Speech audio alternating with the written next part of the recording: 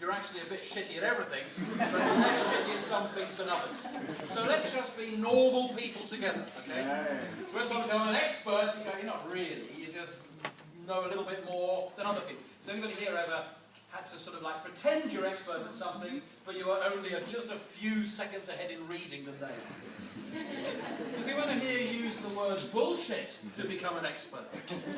Has anyone ever bullshitted their way through a problem?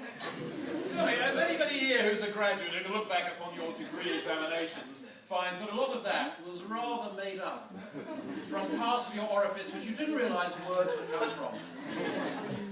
So there's a reality, a double reality check. And if we're going to be at a conference of any sort, it is pointless if we can't do something with it. And that becomes quite hard, because it's very, very easy to come to conferences and meetings like this and get motivated up and go, yeah, I'm going to do this tomorrow.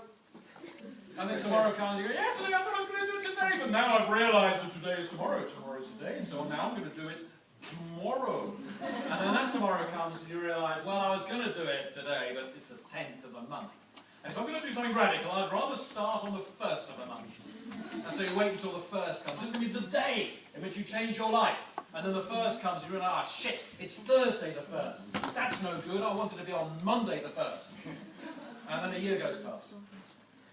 And nothing's happened. Does anybody have any things which you were definitely going to do, and you look back and you go, yeah, I haven't quite done them yet.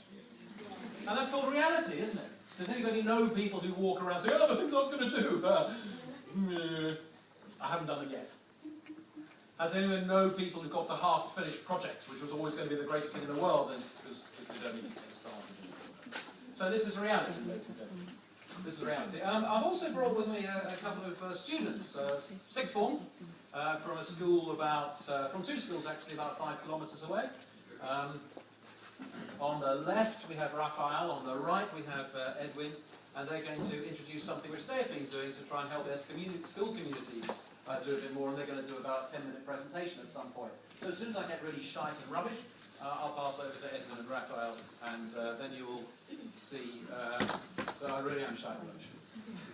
And I've got some business cards.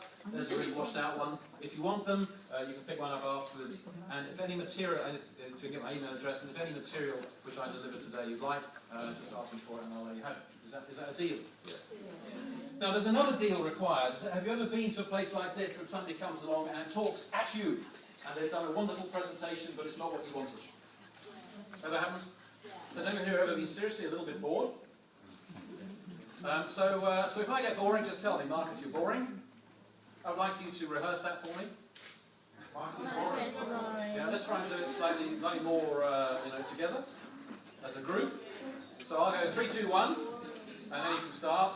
Has anyone ever said, when you hear something on the count of 3, and you go, does it mean on 3? Or does it mean after 3? Is it 3, 2, 1, 3?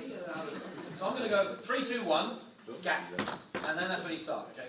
So 3, 2, 1, gap, start. And what I say is, Marcus, you're really, really boring. So